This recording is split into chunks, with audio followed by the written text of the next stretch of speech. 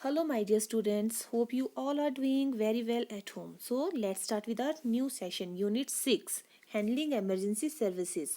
जो भी emergency services hospital में प्रोवाइड करवाई जाती है उन्हें कैसे कैसे हैंडल किया जाता है. And session 1, receive patient in hospital in emergency condition. जब पेशेंट किसी एमरजेंसी कंडीशन में होता है तो उसे हॉस्पिटल में कैसे कैसे ट्रीट किया जाता है. So let's start with our new session. So सबसे पहले आप लोगों को पता होना चाहिए कि हम इस सेशन में क्या करेंगे. ठीक है. Admission of a patient into a hospital can be stressful experience. In this session you will learn about the role and responsibilities of GDA. जब भी किसी पेशेंट को हॉस्पिटल में एडमिट किया जाता है तो वो प्रोसेस एक बहुत ही स्ट्रेसफुल एक्सपीरियंस होता है एक जीडीए के लिए, एक हॉस्पिटल के स्टाफ के लिए. तो इस सेशन में हम पढ़ेंगे कि एक जीडीए की क्या क्या रिस्पॉन्सिबिलिटीज रहती है जब वो किसी एडमिशन में हेल्प करती है. सो एमरजेंसी पेशेंट्स एडमिशन की एमरजेंसी पेशेंट्स एडमिशन क्या है. The person complying the patient is required to go to reception and complete an admission form on behalf of patient. जब भी बेटा हॉस्पिटल कोई जाता है तो हॉस्पिटल पेशेंट अकेला नहीं जाता है. हॉस्पिटल वो पेशेंट अकेला जाएगा जो किसी छोटी मोटी बीमारी है, जिसे लाइक फीवर है, वो भी अकेला नहीं जाता है. बट चलो अगर बहुत ही ज़्यादा घर में कुछ प्रॉब्लम है तो एक पेशेंट है वो फीवर के लिए, अगर उसको हल्का फुल्का फीवर है वो अकेला हॉस्पिटल चला जाएगा. अदरवाइज़ क्या होता है, पेशेंट के साथ कोई ना कोई उसका अटेंडेंट ज़रूर जाता है. अब जो भी आप इस सेशन में पढ़ोगे इनको आप अपनी लाइफ से भी को रिलेट कर सकते हो. जब आप बीमार होते हो या फिर आपके पेरेंट्स बीमार होते हैं तो आप अकेले नहीं जाते हो, ना ही आपके पेरेंट्स अकेले जाते हैं. ठीक है. तो उनके साथ कोई ना कोई जाता है. ठीक है. जो भी उनके साथ जाता है वो वहाँ पर रिसेप्शन में जाकर पेशेंट के बिहाफ पे सारी की सारी फॉर्मेलिटीज़ को पूरा करता है. लाइक रिसेप्शन पे जाके सबसे पहला काम क्या होता है, स्लिप बनाना. तो पेशेंट तो लाइन में खड़ा नहीं होता है, जो पेशेंट के रिलेटिव्स होते हैं वो लाइन में खड़े होके क्या करते हैं, उसकी स्लिप बनाते हैं. उसमें क्या क्या चीज़ें आती है, पेशेंट का नेम आता है, एज आती है, सेक्स आता है. ठीक है. तो ये सारी की सारी कंडीशंस कौन फुलफिल करता है, जो पेशेंट के साथ अटेंडेंट गया होता है. If it's an emergency referral from the doctors. अगर ये कोई एमरजेंसी रेफरल है, मतलब कि किसी हॉस्पिटल से किसी डॉक्टर के द्वारा पेशेंट को रेफ़र किया गया है हॉस्पिटल के लिए, मतलब हॉस्पिटल से हॉस्पिटल के लिए रेफ़र का मतलब है बेटा कोई छोटा हॉस्पिटल है वहाँ पर उस बीमारी का इलाज नहीं है, उसके बाद उस पेशेंट को किसी बड़े हॉस्पिटल के लिए शिफ्ट किया गया है. The reception clerk or GDA will take down the patient's detail at casualty or escort them to the ward where details will be taken. अगर कोई ऐसा पेशेंट है जो इमरजेंसी में किसी डॉक्टर के द्वारा शिफ्ट किया गया है या फिर डॉक्टर के द्वारा रेफ़र किया गया है तो उस कंडीशन में पेशेंट की जो सारी की सारी डिटेल्स हैं वो कैजुअलिटी में जाकर ली जा सकती है और उन लोगों को, पेशेंट को या फिर पेशेंट के अटेंडेंट्स को एस्कॉर्ट किया जाएगा वार्ड के लिए कि कहाँ इस पेशेंट को लेके जाना है. और सारी की सारी इन्फॉर्मेशन पेशेंट से या फिर पेशेंट के रिलेटिव से वहीं ली जाएगी. ये किसकी रिस्पॉन्सिबिलिटी बनती है, एक क्लरिकल स्टाफ की जो रिसेप्शन पे बैठा हुआ है या फिर एक जीडीए की. जीडीए की रिस्पॉन्सिबिलिटी इसलिए बनती है बेटा क्योंकि मैंने आपको पहले भी बताया है कि हर एक हॉस्पिटल का एक अलग क्राइटेरिया होता है जिसके अकॉर्डिंग जीडीए को जॉब्स प्रोवाइड करवाई जाती है. जीडीए का जो मेन काम है वो क्या है, पेशेंट को केयर प्रोवाइड करना, जनरल ड्यूटी असिस्टेंट. ठीक है. नेक्स्ट आता है GDA duties during an emergency. एक जो जीडीए है उसकी क्या क्या ड्यूटीज रहती हैं, क्या क्या उसकी रिस्पॉन्सिबिलिटीज रहती है जब वो एमरजेंसी में किसी पेशेंट को अटेंड कर रही है. सो सबसे पहला आता है safely transporting patient to the form ambulance vehicle using stable equipments and manual handling skills. सबसे पहले जो है जब भी पेशेंट को शिफ्ट करना है एम्बुलेंस से या फिर उनके अपने प्राइवेट व्हीकल से, तो क्या करना है, जो भी स्टेबल इक्विपमेंट्स है उनका यूज़ करना है. स्टेबल इक्विपमेंट्स का मतलब क्या है बेटा, अगर पेशेंट को कोई सर्जरी हुई है, ठीक है, तो आप उसको कोई स्टमक सर्जरी हुई है तो आप पेशेंट को सिटिंग पोजीशन में नहीं बिठा सकते. ये मैंने आपको प्रीवियस सेशन पोजीशनिंग में भी बताया था. तो पेशेंट को आप लाइंग पोजीशन में कर डालोगे. तो तो लाइंग पोजीशन के लिए आपको स्ट्रेचर की ज़रूरत पड़ेगी। सो जैसे भी रिक्वायरमेंट है पेशेंट की, उसी के अकॉर्डिंग आपने पेशेंट के ऊपर वो इक्विपमेंट्स यूज़ करने हैं। And manual handling skills, manual handling skills है बेटा कि पेशेंट को कैसे कैसे शिफ्ट करना है, वो आप लोगों को कोई बताएगा नहीं, वो आप लोगों के अपने स्किल्स होते हैं कि अगर जैसे पेशेंट को शिफ्ट करना है तो पेशेंट को उसके लेग्स और आर्म से उठा के शिफ्ट नहीं करते, शिफ्ट करने के लिए बेडशीट टू बेडशीट पेशेंट को शिफ्ट किया जाता है, ठीक है। Connecting the emergency control centre to request extra support, अगर आप लोगों को लग रहा है कि आप लोग बाई चांस 4 लोग गए हो किसी पेशेंट को रिसीव करने के लिए और आप लोगों से वो पेशेंट, आप उस पेशेंट को रिसीव नहीं कर पा रहे हो, तो आप क्या करोगे, इमरजेंसी में कॉल करोगे और वहाँ से एक्स्ट्रा हेल्प को कॉल करोगे।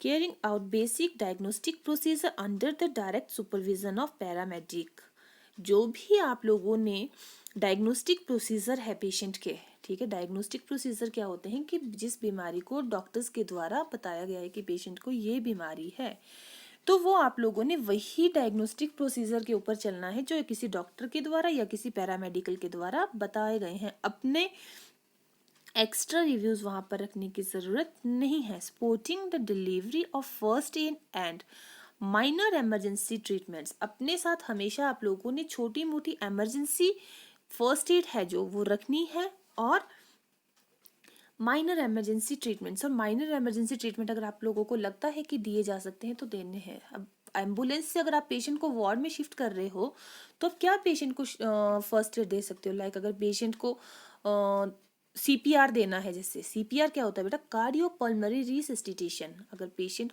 ब्रीथ नहीं कर पा रहा है तो पेशेंट को सीपीआर दिया जाता है। तो वो मैनुअल जो आपके पास कुछ इक्विपमेंट्स है वो होनी चाहिए। Monitoring and treating patient until they are transferred to hospital, जब तक पेशेंट को हॉस्पिटल से दूसरे हॉस्पिटल के लिए शिफ्ट नहीं किया जाता है तब तक आप क्या करोगे, पेशेंट के वाइटल साइन चेक करते रहोगे। या फिर क्या करना है, जब आप पेशेंट को रिसीव करोगे तो रिसीव करने के बाद सबसे पहला जो काम होना चाहिए वो क्या होना चाहिए, उसके वाइटल साइन चेक करना। Monitoring and treating patient until they are transferred to hospital, तो उस टाइम पे आपने पेशेंट को प्रॉपरली चेक करना है। अब जैसे पेशेंट है, पेशेंट बाई चांस सोलन से शिमला के लिए ट्रांसफ़र किया जा रहा है, एक एग्जांपल देती हूँ मैं कि पेशेंट को सोलन से शिमला के लिए ट्रांसफ़र किया जा रहा है, तो जब पेशेंट को सोलन से ट्रांसफ़र किया जाएगा उस टाइम पे पेशेंट के प्रॉपर वाइटल साइन लिए जाएंगे जो कि आपके नोट्स में डले हुए होंगे, और जैसे ही पेशेंट को यहाँ शिमला में रिसीव किया जाएगा सबसे पहले पेशेंट के वाइटल साइन चेक किए जाएंगे और उन वाइटल साइंस को क्रॉस चेक किया जाएगा कि इसमें कितनी सी वेरिएशंस आई हैं। Helping to complete the handover report, जब भी पेशेंट को किसी दूसरी पार्टी को हैंडओवर करना है, दूसरी पार्टी का मतलब है अगर आप हॉस्पिटल में पेशेंट को शिफ्ट कर रहे हो या फिर वार्ड में शिफ्ट कर रहे हो किसी दूसरे वार्ड में, तो आप लोगों का हैंडओवर एक प्रॉपर वे में होना चाहिए। पेशेंट को क्या बीमारी है, पेशेंट के वाइटल साइन कितने फ्लक्चुएट हो रहे हैं, पेशेंट का इनटेक कितना है, पेशेंट का आउटपुट कितना है, वो सारी की सारी जो एक रिपोर्ट है वो बहुत ही पॉजिटिव वे में दी जानी चाहिए, उसमें सभी की सभी इंफॉर्मेशन दी जानी चाहिए। रिकॉर्डिंग ऑल पेशेंट इंफॉर्मेशन, और जब भी डॉक्यूमेंटेशन देनी है तो उसमें पेशेंट के सारी की सारी इंफॉर्मेशन होनी चाहिए, सारी की सारी इंफॉर्मेशन, वाइटल साइन, उसके सारे के सारे टेस्ट, उसके सारी की सारी रिपोर्टिंग्स, उसके सारे के सारे डायग्नोस्टिक प्रोसीजर्स, उसके सारी के सारी डॉक्टर्स ऑर्डर, नर्सिस ऑर्डर्स, वो सारे के सारे अटैच होने चाहिए पेशेंट की फाइल के साथ। Monitoring and treating patients until they are transferred to hospital. Monitoring and treating patient until, वही बात आ गई कि तब पेशेंट को तब तक चेक करते रहना है, तब तक पेशेंट को असेस करते रहना है जब तक वो उसे ट्रांसफ़र नहीं किया जाता, और ट्रांसफ़र करने के बाद दूसरे जो स्टाफ है उनका भी ये दायित्व बनता है कि वो पेशेंट के सबसे पहले उसको मॉनिटर करे, उसके वाइटल साइंस हैं, उसकी जर्नल कंडीशन है, उसका इनटेक आउटपुट है, उन्हें चेक करे। ये थी एक जीडीए की duty.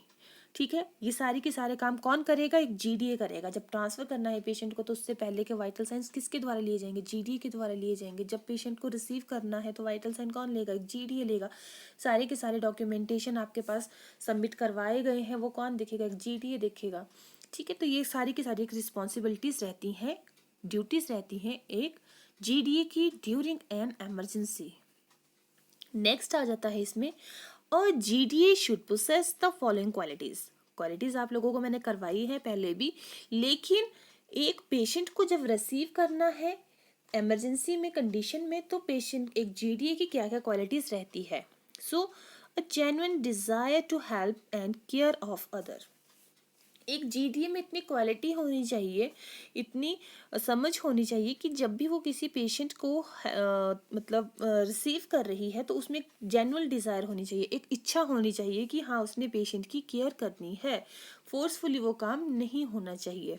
Emotionally रिलेंसेस and physical stamina, उसमें इमोशनली भी वो अटैच्ड होनी चाहिए और फिजिकली स्टेमिना भी होना चाहिए। इमोशनली का मतलब ये नहीं है कि अगर पेशेंट पेन में है तो जो एक जीडीए है वो भी रोना स्टार्ट कर दे, नहीं। बट क्या है कि जैसे मैंने आपको लास्ट सेशन में बताया था कि पेशेंट के जो अटेंडेंट है उनके साथ एक इमोशनल अटैच भी होना चाहिए, ताकि क्योंकि वो पेशेंट है, पेशेंट के रिलेटिव्स हैं, वो पहले ही पेन में होंगे, तो उनके साथ जहाँ पर इमोशनली कुछ अपना दायरा दिखाने की ज़रूरत है वो दिखाना ज़रूरी है। एंड फिजिकली स्टेमिना, अगर 4 घंटे भी खड़ा रहना पड़ सके तो 4 घंटे भी खड़े रहना है। वो एक आप फिजिकली जितने स्ट्रांग होंगे उतने स्ट्रांगली आप उन कंडीशंस को देख पाओगे। Good spoken and written communication skills, ये मैंने आपको पहले भी बताया है कम्युनिकेशन स्किल्स कि जो भी जीडीए में जो क्वालिटी होनी चाहिए सबसे बड़ी वो होनी चाहिए गुड स्पोकन, एक अच्छा स्पोकन, एक अच्छी वक्ता वो होनी चाहिए। एंड रिटन कम्युनिकेशन स्किल्स, और उसके रिटन कम्युनिकेशन स्किल्स भी अच्छे होने चाहिए। रिटन कम्युनिकेशन स्किल्स की ज़रूरत यहाँ क्यों है बेटा? क्योंकि जब पेशेंट अपनी हिस्ट्री बता रहा है या फिर पेशेंट के रिलेटिव्स बता रहे हैं तो कोई ऐसी बात ना हो कि वो बात छूट जाए। जब भी पेशेंट के रिलेटिव कोई बात बता रहे हैं तो उसे जल्दी जल्दी राइट डाउन करना है। जैसे कुछ पूरी पूरी चीज़ें राइट डाउन करने की ज़रूरत नहीं है, जैसे क्या खाया है, ठीक है, पेशेंट ने क्या खाया था, और पेशेंट ने कोई सर्जरी हुई है पेशेंट की, तो वो छोटी छोटी चीज़ें हैं उन्हें उसी हिसाब से लिखना है। Good listening skills and power of observation, मतलब कि एक लिसनिंग स्किल्स भी होने चाहिए, क्योंकि मैंने आपको लास्ट सेशन में भी बताया था कि जब भी पेशेंट के जो स्किल्स हैं वो कैसे होने चाहिए। पेशेंट के जो स्किल्स हैं वो लिसनिंग स्किल्स पेशेंट के बहुत ही अच्छे होने चाहिए। मतलब कि जैसे पेशेंट के रिलेटिव्स अगर कुछ बात बता रहे हैं, अगर आप पेशेंट के रिलेटिव्स को बता रहे हो कि आपके पेशेंट को ये बीमारी हो गई है, तो पेशेंट के रिलेटिव्स उस चीज़ को इतने अच्छे से नहीं ले पाएंगे, तो वो क्या करेंगे? वो आपके ऊपर गुस्सा भी कर सकते हैं, लेकिन आप में वो स्किल्स होनी चाहिए कि आप उन बातों को अच्छे से सुन सको। गुड टीम वर्किंग स्किल्स, एक अकेला काम व्यक्ति जो किसी भी काम को नहीं कर सकता। डॉक्टर, नर्सिस, जो भी आपके हेल्थ केयर प्रोवाइडर्स हैं, जीडीएस हैं, नर्सिस है, वो सभी के सभी क्या करते हैं? इकट्ठे बैठ के किसी को अपने काम करवाते हैं। तो क्या होता है, उनमें एक टीम वर्क होना चाहिए। ठीक है, जब वो इकट्ठे बैठ के टीम में वर्क करेंगे तो एक बहुत ही अच्छे से वो काम हो जाएगा, इजीली वो काम हो जाएगा। Ability to remain calm under the pressure, और एक जो सबसे बड़ी क्वालिटी है वो होनी चाहिए कि जब भी कोई प्रेशर आ रहा है, प्रेशर इन द सेंस कि अगर आप लोग काम कर रहे हो तो काम करते समय क्या हो सकता है? बहुत ही ज़्यादा प्रेशर भी आ सकता है, एक दिन में 4-4 पेशेंट भी आ सकते हैं। तो इतनी एबिलिटी होनी चाहिए, इतनी योग्यता होनी चाहिए कि वो उस समय पे काम रहकर, शांत रहकर प्रेशर को हैंडल कर सके और पेशेंट की अच्छे से केयर कर सके। ठीक है, अब नेक्स्ट आ जाता है आपके पास डिस्चार्ज प्रोसीजर। जब पेशेंट हॉस्पिटल में जाता है तो साथ ही साथ जब पेशेंट की एडमिशन होती है तो पेशेंट को हॉस्पिटल में ही नहीं रखा जाता है, उसके बाद पेशेंट को डिस्चार्ज किया जाता है, घर भेजा जाता है। तो उस टाइम पे भी कुछ हॉस्पिटल के कुछ रूल्स होते हैं जिन्हें फॉलो करना पड़ता है। पेशेंट्स में be required to complete certain documentation provided by the ward staff, कुछ एक डॉक्यूमेंटेशन होते हैं जो वार्ड स्टाफ के द्वारा प्रोवाइड किए जाते हैं, जो पेशेंट को या फिर उसके रिलेटिव्स को फुलफिल करने होते हैं। In addition patient and relative में be asked to fill the questionnaires to provide feedback, या फिर पेशेंट्स के रिलेटिव्स को फीडबैक फॉर्म भी दिया जा सकता है जिसमें वो हॉस्पिटल का या फिर पेशेंट की केयर किस प्रकार से की गई है उसके रिगार्डिंग कोई फीडबैक फॉर्म हो सकता है। ये फीडबैक फॉर्म है, ये हॉस्पिटल की पॉलिसी के ऊपर डिपेंड करता है। The patient is expected to go to reception and settle the bill for discharge.